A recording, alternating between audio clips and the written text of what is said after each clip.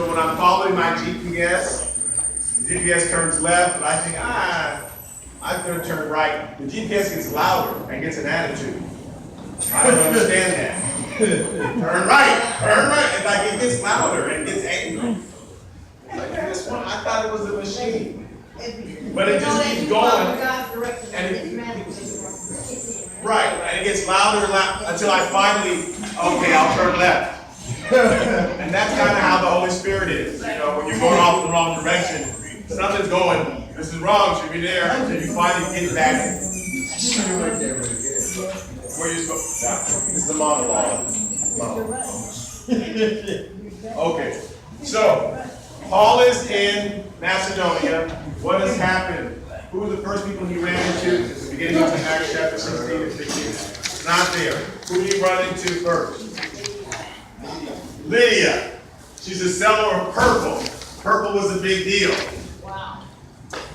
Everything was white. Everything, you shaved the sheep. Shaved it? Is that what you do with sheep? Shear. And then you make cotton. But to actually have things dyed different colors, I was like, ooh. So she sold purple. She was not, she wasn't from that area. She was an immigrant to that area.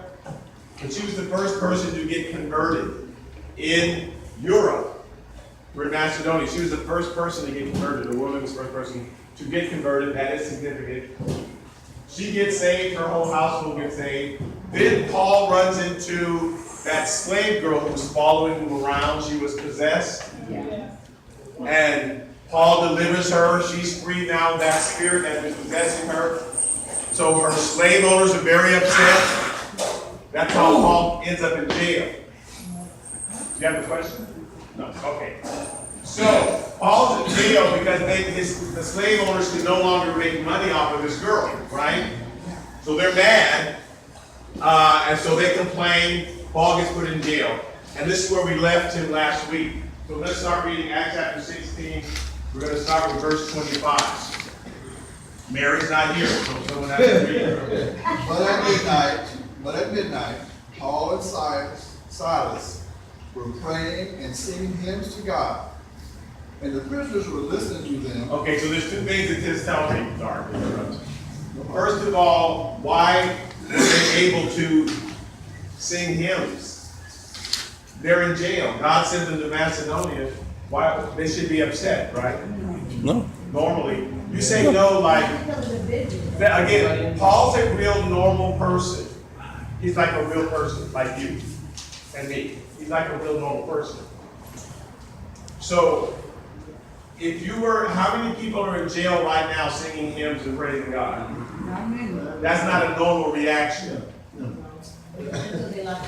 But so why was Paul able to do this? Because not just because he trusted God, he knew God had sent him there. He knew God had sent him there. Well, I'm trying to explain it, but you're talking the same time. So, if God has sent you to a place, you're there. If no matter what goes on crazy, you know, well, God sent me here, so I know He's going to come in and protect me. He's gonna deliver me. So I don't have to worry. So I don't have to complain the whole time. Now, if we live a life where God is sending us places, then there'd be a lot less complaining going on, don't you think? We'd be a lot less. We'd be a lot less stressed and upset if you are in a situation. We're only upset and frustrated when we don't know. Did God send me here? Everything's going wrong. But if we pray a lot, you spend a life of prayer, and you feel, well, God sent me in a situation, then it doesn't matter how crazy it looks. You can sing hymns and sing praises to God. Now, here's the next line says, and the prisoners were listening to them, which tells me that when you are in a bad situation, whatever that prison is, you suddenly don't have money for your rent, or the doctor's giving you bad news, or whatever's happening, the people who are there with you are listening to you, to how you are going to react. So they were listening to Paul. He came there, he was preaching, God is real, and God will save you. And now he's in prison. And they're still listening to him. Okay, so now that you're in prison, you were cool before, but now that you're in prison, how are you going to act? People are listening when you're in your worst situation. They want to see how you're responding. Because if your faith is real, then you're good. God's going to come through. He's came through before 1,000,000 times, so why would he not come through this time? That's right. But if you're angry and upset and stressed out, they go, well, I'm confused. I thought God was your best friend. So it says the prisoners were listening to Paul to see what they were doing. Here's what happened next. Go ahead, verse 26. Suddenly there was a great earthquake, so that the foundations of the prison were shaken, and immediately all the doors were opened, and everyone's chains were loosed. Wow. And the keeper of the prison, awakened from sleep, and seeing the prison doors open, supposing the prisoners had fled, drew his sword, and was about to kill himself. So that's an odd reaction. Everybody's chains are loose, all the prison doors are open, and when the keeper, the jailer, sees this, instead of running after them, he's going to kill himself. So, well, let's read why he would have reacted that way. Earlier, the same thing was happening to Peter. Peter had been in prison in Acts chapter 12, and then the prison doors were open, and an angel led Peter out. Let's read Acts chapter 12, verse 16 through 19. Someone.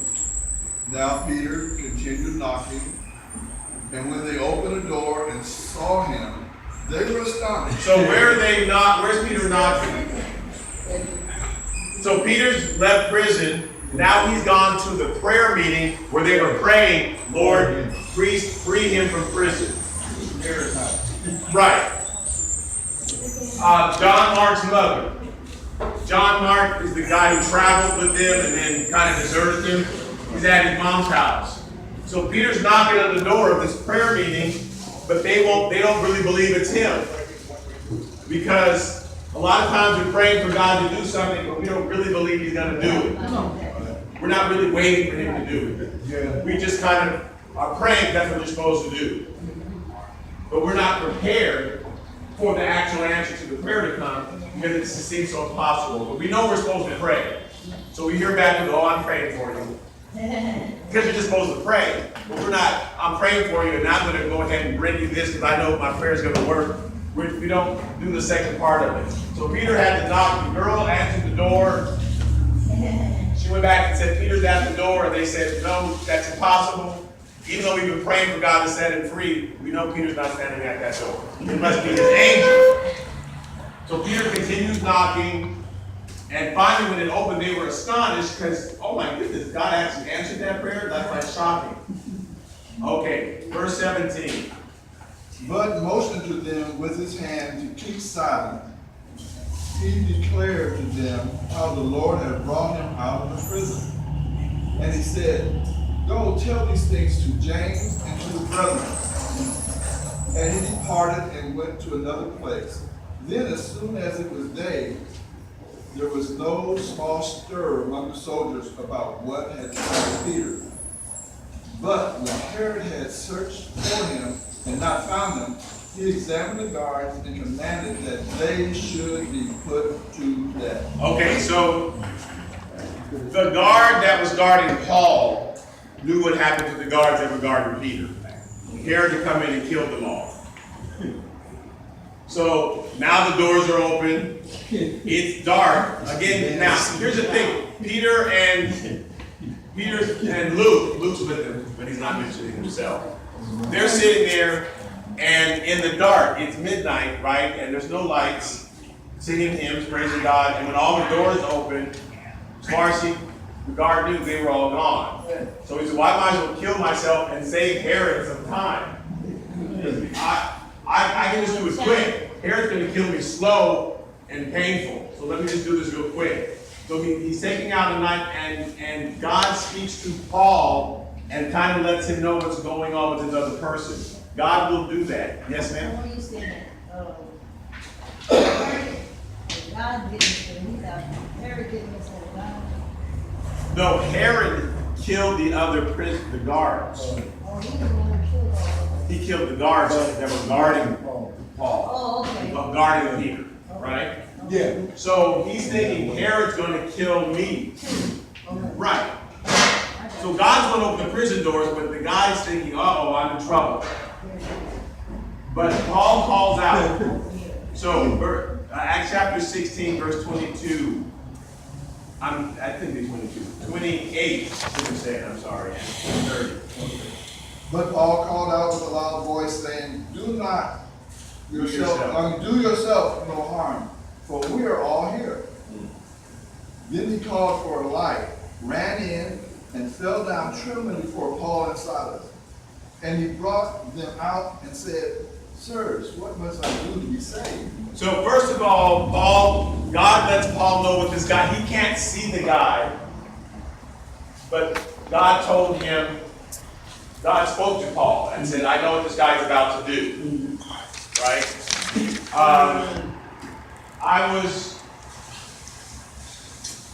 When I taught high school, this is way back in 1988, I was teaching high school, and there was this kid who looks like he didn't have a lot of friends. He looked like the type that did not have a lot of friends. He was really, just didn't, everybody else was cool and wearing all the right clothes and all that. He wasn't that kid. Just kept to himself a lot. And I was walking by him, and the Spirit of God, I heard his thoughts. I heard this kid's thoughts. He said, as soon as I get home, I'm going to kill myself.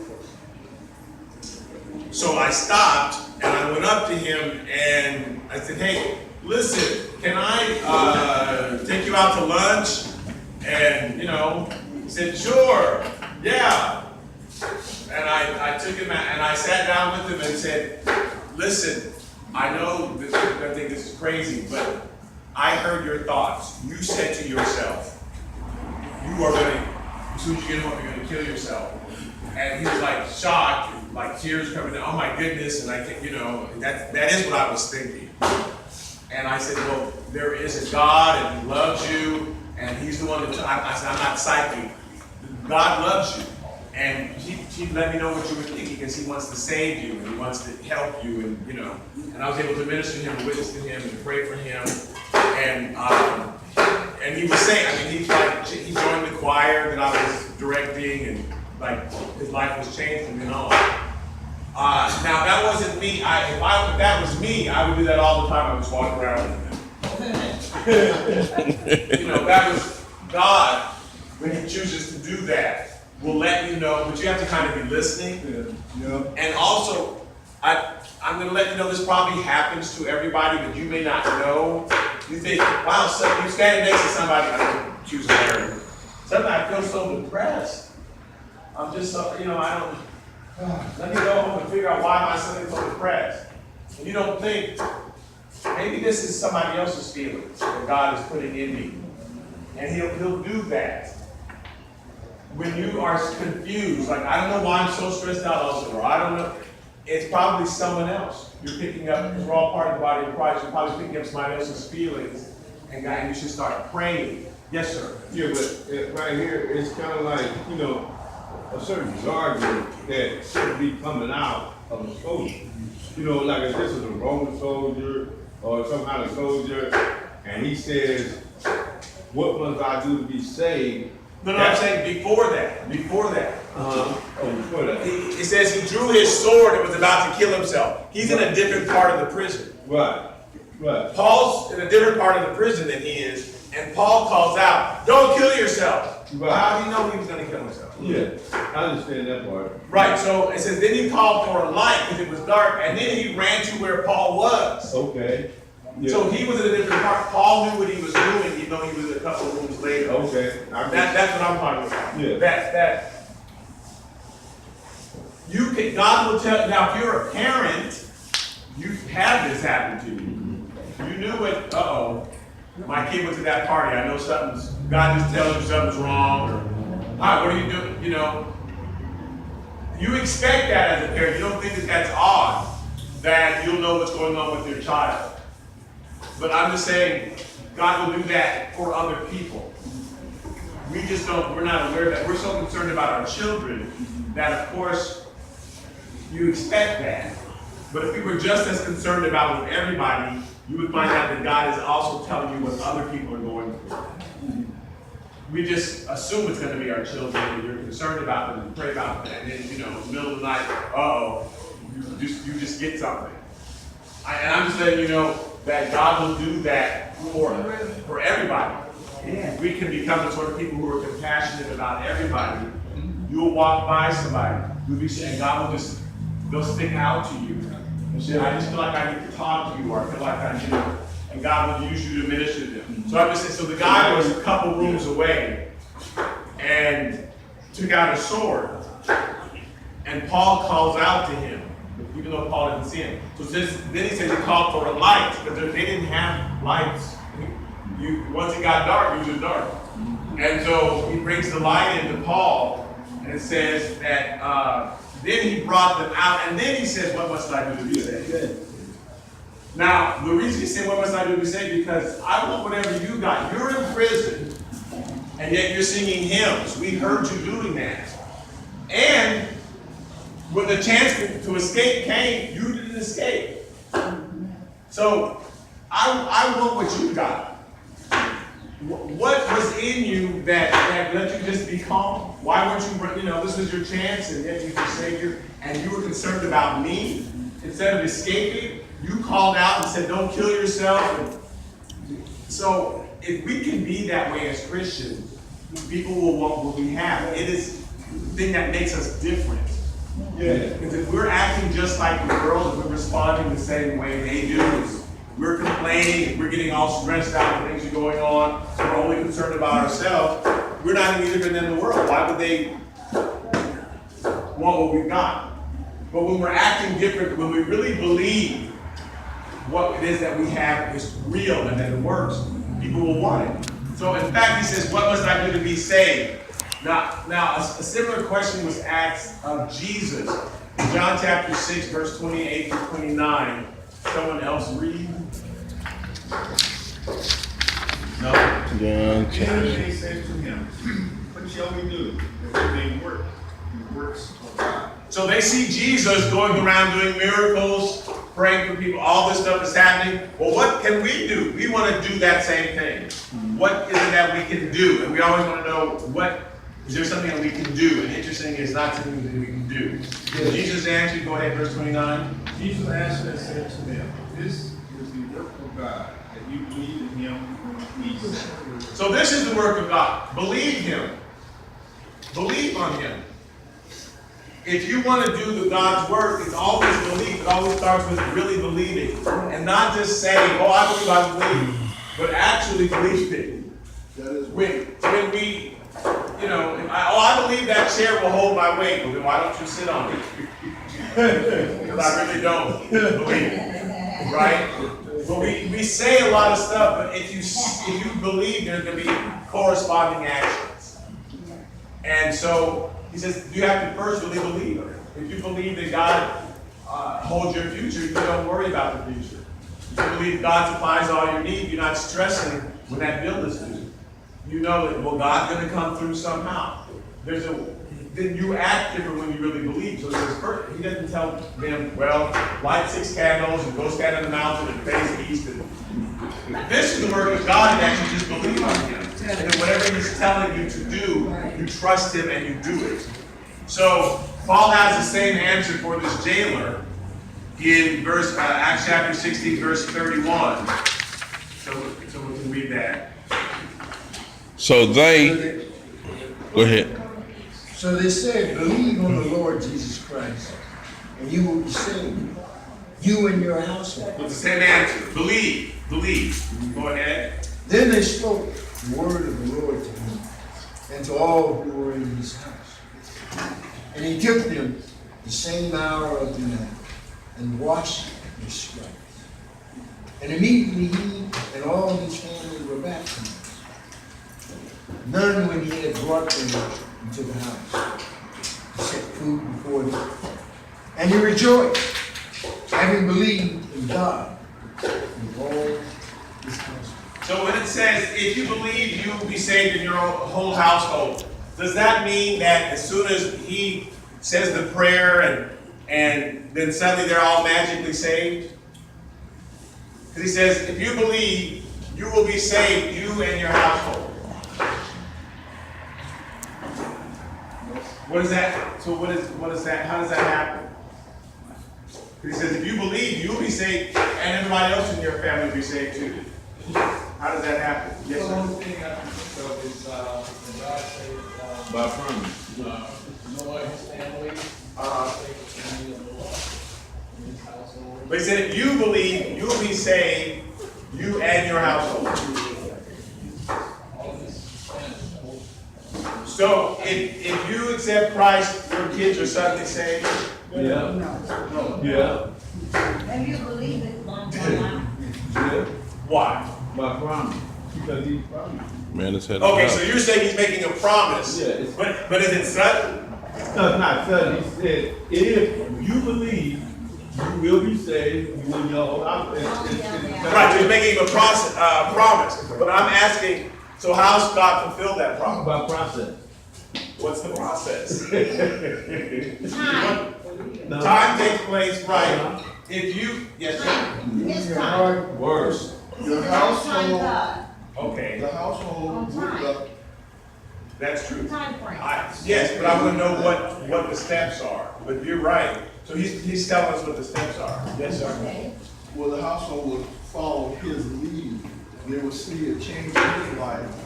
And as he wanted what Paul and Silas got, they're gonna want what he now has. Right. And find out what it was that he did to become saved. Because now they have an example living right in the house with them. Right. And that's the process. So if you actually believe, again, it had nothing to do with joining church. But if you actually believe God, which means now you're listening to him and doing what he says, then there'll be a change in you if you're different.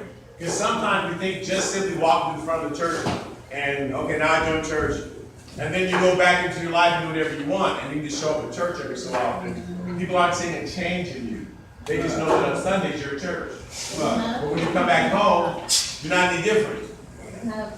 So if there's a change in you, and you're actually living life differently, you're making different choices, you're not letting the flesh control you. When the flesh says, well, I wouldn't take that, go up and tell, but you act respond differently. You just smile and hug the person instead of telling them off. When you're different, because God is telling you a different way to act, when you're reading the word and saying, okay, I'm gonna do it that way, I'm gonna do it his way, when they see that change in you, they'll also want what you have. Yes, sir. I recently had a situation in my family, and my niece got stabbed Friday. Oh, I'm so sorry. So Friday, Saturday was at the hospital, and I would go to my sister's house with her and her significant other. Right. And while they having these feelings of inadequacy, they feel like they failed as a parent by allowing their kid to be out in a situation to get that. Well, I had a feeling to where I needed to pray for them Right. because of what they were feeling about their inadequacy, that at Right. the same time, it was something in me that they've noticed Right. as to where I would be the one where I felt like I had to protect my family, Uh-huh. and I would have been out there acting a fool with Right. everybody. So her boyfriend tells me, he said, I need you to start coming over more often. He said, because there's something different in you. You're not like you used to be. Right. And the spirit that you have with you now, I want you to bring that to us and into this house. Exactly. See, so when you've changed, because in the old days, somebody stabbed my niece, I'm gonna go out there, I'm gonna find him, right? Which is a normal worldly reaction. That's if you're in the world, that's all we know to do. Because you don't know that God's gonna handle it.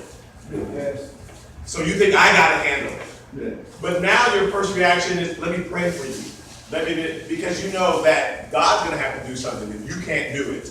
And when they see that change, well, I want you, I need that, because everybody's worried and stressed and crazy. When they see the people who are singing hymns at midnight, when they see those people who are saying, don't kill yourself, I'm right here, I'm for you. When they see that person, they see that changed person, then they want what you have. So that's what he meant. If you believe, if you get saved, your whole household will be saved, because they'll see that change in you. Yeah, because it's the way you act and talk. Because my granddaughter, one day I was walking to the store, and this dude, he called me the N-word. And my grandma, she said, "Papa, did you hear when he called you?" And he said, "He's got high now." And it just goes to show that she wasn't gonna let me accept that standard. And because she's been watching me, Right. and she know what I've been teaching her, and if I accept that in front of her, it's gonna be a big problem, bro. So I'm relating that to saying that, yeah, like you said, they look at you, they hear you, Right. You gotta walk the walk, and they see it's already in her. Don't cuss, don't say this, don't do what other people do, Right, yeah. Yeah. Right, and so she knows that is not the stand, that you don't yeah. call people that, because you've shown her. Because her mother and father showed her because of the way they was raised. Right. And like you said, it just perpetuates. Yeah. Right, because she sees a difference in you. And people should see a difference in us. Yes. They should see a difference. So that's what he meant when he says, if you believe on Lord Jesus Christ, and actually believe him, you're not just walking to the front of the church, okay, now that's it. But he's your GPS. Every day he programs your direction. That's the only thing about God. He doesn't tell you. With our GPS, we program it in, right? Yeah. But with God, he programs it in. Yeah. And you're walking along, you suddenly hear turn right. And you don't know, okay, and you gotta just turn right, because that's how the Spirit is leading you. Turn right. You don't know what the goal is. He doesn't need you to know. He needs you to trust him. He needs you to step with him. So if the Holy Spirit is now your GPS and he's leading you, then you'll just be different. You'll say, well, I'm gonna pray for these people. I would have acted different, but something is telling me to be different, and I really do believe. And that's what he's looking for, true faith, true belief. Okay, so they're all baptized and they're all praising, they're all believing in God. Now we're at verse 35. That's at the bottom of the page. And when it was day, the magistrate sent the officers, saying, "Let those men go." So the keeper of the prison reported these words to Paul, saying, "The magistrate have sent to let you go. Now therefore depart and go in peace." So it's interesting, with Peter, when Peter got out of prison earlier, he went to the house, he knocked at the door, okay, tell everybody that I'm free, and then Peter got out of there. Paul's hanging around, because Paul has an attitude, Paul. So Paul could have gone. When the gates opened, he didn't go, but he stayed, he prayed with the guy. Now he's sitting having dinner with the guy, and now they want Paul out of there. The magistrate says, you can go, Paul, you can get out of here. We don't want you hanging around because it makes us look bad. You've already shown up and you cast this spirit out of this girl making them money, and you're changing everything, and now you're just hanging out. It makes us look bad. You can leave now. But Paul, that's not Paul. So verse 37. But Paul said to them, "They have beaten us openly, uncondemned Romans, and have thrown us into prison. And now do they put us out secretly? No, indeed. Let them come themselves and get us out." So Paul's father was a Roman citizen. So therefore Paul was a Roman citizen, even though he was born in Tarsus. He had the same rights as any Romans. So he wasn't supposed to be just put in jail like that. Now they didn't know that. They didn't know Paul was also a Roman citizen. So Paul said, according to their own standards, they need to come and apologize. They're trying to just get rid of this and sweep this under the rug, but no, they need to come and they need to apologize for what they did, because we are Roman citizens. And Paul knows the more attention that he can bring to himself and his situation, the more opportunities he will have to witness. So Paul's that kind of person who take me to the police, because then I'll witness to them. Take me to the judge, because then I'm going to tell him, That's Paul. Now, everybody's not Paul. Okay? And so, you need one of those. So, and everybody didn't have that ministry. But this was Paul. Paul wanted the attention because he knew it would just be more opportunity. So wherever you send me, I'm going to witness to people. So if you put me in jail, okay, I'm a witness to the prisoners. If you put me out, whatever you do. So Paul, bring it on. Okay, yes, sir. As a Roman citizen, you don't want to. No, you have to have a trial first. Because we would say that today, hey, I have rights. You can't search my car unless you do this. There's certain rights that we feel we have, right? When the police stop us, or I need to go for a judge, you're going to get a trial. They can't just sentence you with no trial.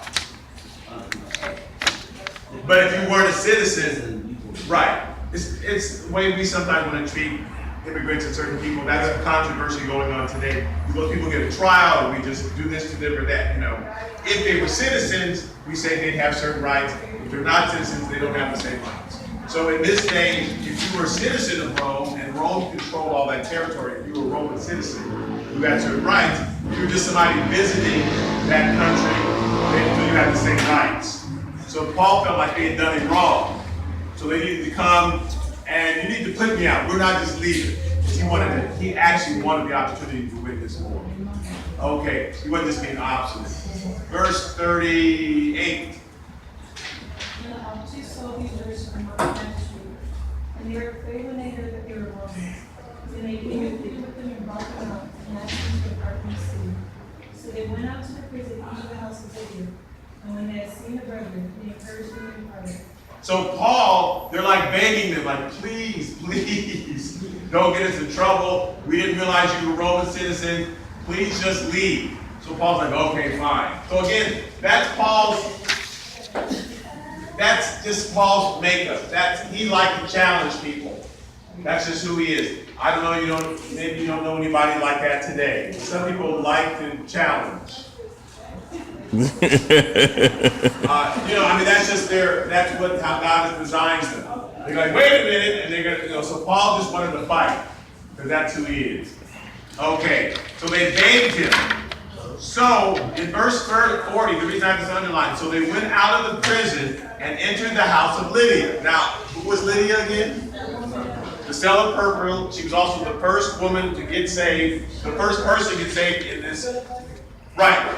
And she started a church in her house. Just remember that, okay? And when they had seen the brethren, the people who were there, they encouraged them. So Paul and Luke and all of them, they encouraged the people who were there because Lydia got saved, and now she's kind of over this church that has begun in her house.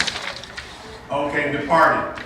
I'm skipping into Acts chapter 20, verse 1 and 5, because we're going to talk a little bit more about this. So I'm just skipping ahead and then I'll come back. So Acts chapter 20, verse 1 and 5.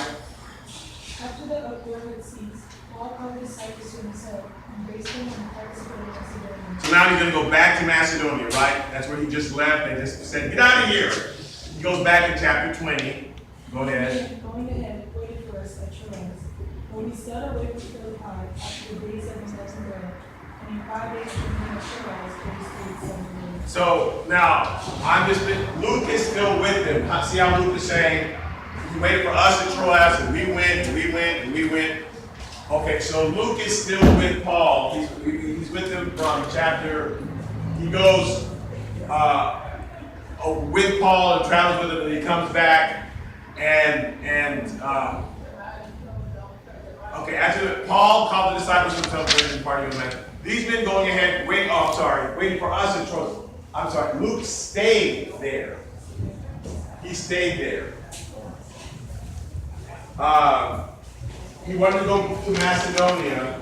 These men going ahead waited for us at Troas. So they waited for us to join them. So Luke stays at this church that's in Philippi. Luke stays there and helps this church grow.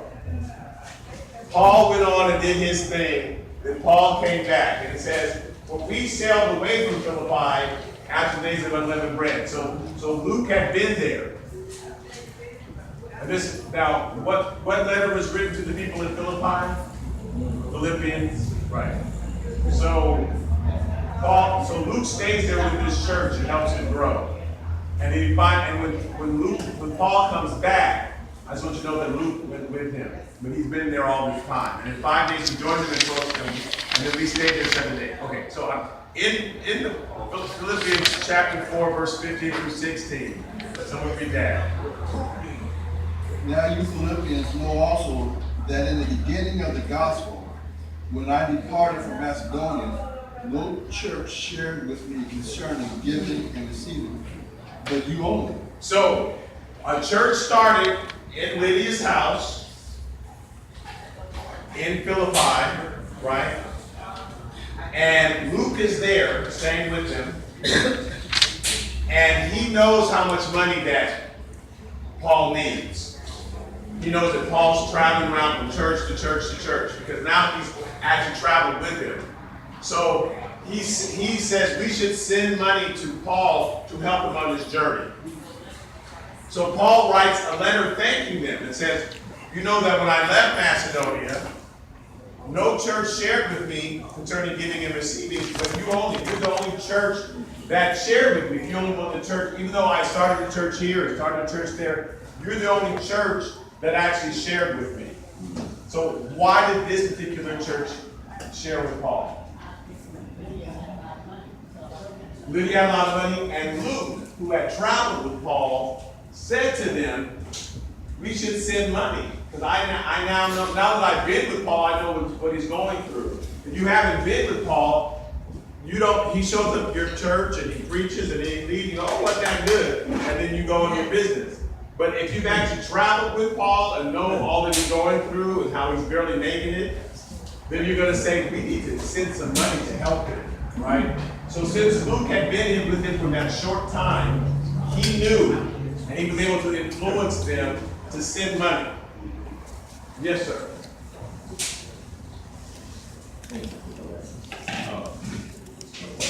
Lydia was speaking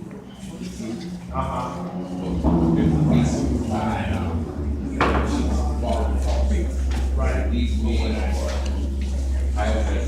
Right, now that was a slave girl, that wasn't Lydia. But this is two different Lydias. two different people. The slave girl was not named Lydia. And I'm probably confusing it. So there was a. It's okay. Oh, okay, it's okay. No, I so Oh. So go ahead. But the slave girl became part of the church, and you're right. She did speak the truth, and now she's speaking the truth for the real reason. I mean, that was the point. Yeah. Which is good, is that the slave girl was saying, these men are the Most High God, you need to follow them. And now she's speaking it by the Holy Spirit. It's still the truth, but now she's doing the same thing she's doing with the whore, but she's now doing it to God. Right, exactly. You're exactly right. And she's part of Lydia's church. Okay, so, read verse 16 of Philippians chapter 4. For even in Thessalonica, you sent aid once again. So when I left here, you sent aid. When I went to Thessalonica, you sent aid. So he's thanking them. This is Lydia's church that Luke is a part of, because you really supported me. Okay, Acts chapter 17, verse 1.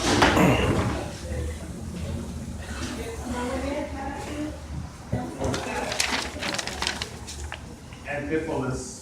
Now when they had passed the Amphipolis and was at Paul was Yeah. they came to Thessalonica, where there was a synagogue of the Jews. Then Paul, as his custom was, went into them, and for 3 Sabbaths he reasoned with them from the Scriptures. I'm sorry, I'm confused. So, when Paul went to Macedonia, where were Lydia and all of them? Where were they? Remember when he first got there? Where they were? At the riverside. They're down by that's why we sing down by the riverside. That's where Lydia was. They didn't have a temple in Macedonia. So Paul met them where they were. But when he left from Macedonia, he went to Thessalonica, He said he was gonna write the book of the letter of Paul, first name Thessalonians, right? So he went there next. Luke and them were sending money to him. They actually had a temple. Because he always went to the Jews first. Let me go there first, I'll preach to them, and when they reject me, because I know they will, then I'll go preach to the Greeks. That's who his real ministry was. But out of politeness, he went to the Jews first. But God had called him and told him, you're going to minister to the Greeks, to the Gentiles. So he went there for 3 Sabbaths. Because he reasoned with them from the scriptures. We go on in verse 3. You were reading. You were reading verse 3. Explaining and demonstrating that Christ had to suffer and rise again from the dead, saying, "This Jesus whom I preach to you is the Christ." And some of them were persuaded, and great multitude of the devout Greeks, and not even people of their evil language. Joining Paul the same. So again, it's an interesting thing. So again in Acts chapter 17, it says he explained and demonstrated. We have a lot of explaining, we don't have that much demonstrating the power of God today. So good teaching, but Paul also demonstrated. He also prayed for people, prayed for the sick, prayed, and there was also miracles being done. We become very intellectual now. Everybody's educated, everybody has a Bible, we all, have our degrees and stuff like that. And so we're satisfied at the intellectual.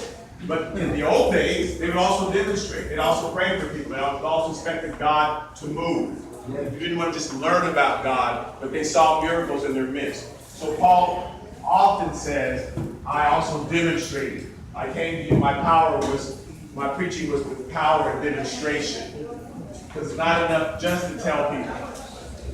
So if you've got people who are ill, people in wheelchairs, people on crutches, people whatever, heart problems, it's not enough to say, God is real. Okay, thank you. Let's take an offering and go. But it's like, and then, come up here, let me pray for you. Because God wants to also demonstrate that he's real. So Paul said he explained and demonstrated that Christ had to suffer, that he rose again from the dead. He's saying, this Jesus whom I preach to you is the Messiah, he's the Christ. Some of them were persuaded, the great multitude of the Greeks, says, and not a few of the leading women joined Paul and Silas. So again, they mention women. Now, it's an interesting thing. The more he got around the Europeans, because now Paul is in Europe now. He's left the Middle East. More women are getting saved. And they're mentioning that. In the Jewish culture, at that time, the women were kept separate. So when Paul went in to preach, he always preached to the men because the women were not allowed in the temple. In the European culture, they didn't have that same separation. So there are women there, they're getting saved, they're joining with Paul because in their culture, they didn't have those same restrictions. It was not a God restriction, it was a cultural restriction. Does that make sense? If you teach women that they're always supposed to be separate and behind and you just stay over there, then when people come to preach, you're only preaching to men, only men are getting saved. That's not because God didn't want to save the women. That's because the people taught women, this is not for you. Now, I hope we're not teaching that today, that it's supposed to just be the men to do everything and that women aren't supposed to. I hope that's not us. Today, that doesn't mean it's God, it just means that's not for us. Once they got to Europe, women kept getting saved, right? The women said they would join Paul and Silas. They would preach with them. Yes, sir?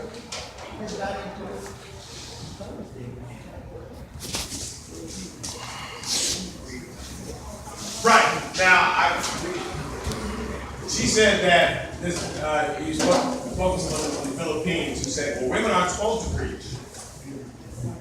So we're going to go again, when we get to Acts chapter 19, that's when I really want to go through all the scriptures about women in the Bible so we can explain it, we can look at it in context, what God meant when he said this, when he said that. And we're going to go through all the places where God mistakenly kept using women.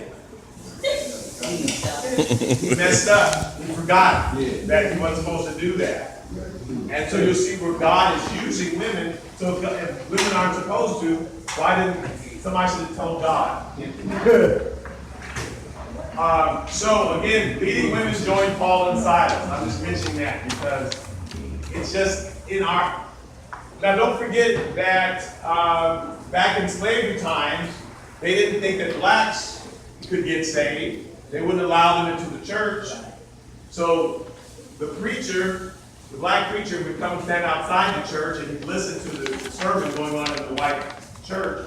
Then he'd go back to the slaves and he'd try to preach as best he could.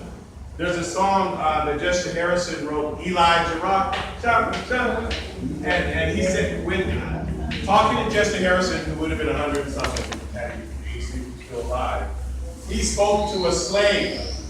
She was free, this back in like 1920 something, and she talked about one of these sermons that she heard.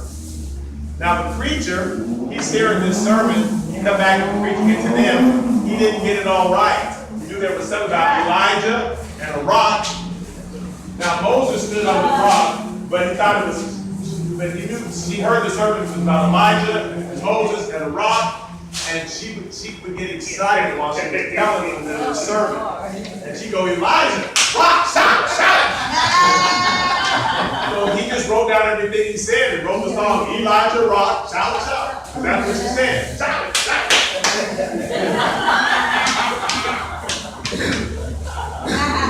Now, they believe that blacks, that the gospel wasn't for them. That doesn't mean that God believed it, right? Amen. That just meant that that's what they taught. Because that's how they had been. They were, trying to be evil. That's what they had taught. This person who told you, well, women aren't supposed to preach. They're not being evil. That's what she's been taught. Or he, whoever it was. So we're a lot of times victim of what we've been taught. We can't get women to stand in that pulpit to this day. They get all nervous. Then God's gonna blow them up. So they'll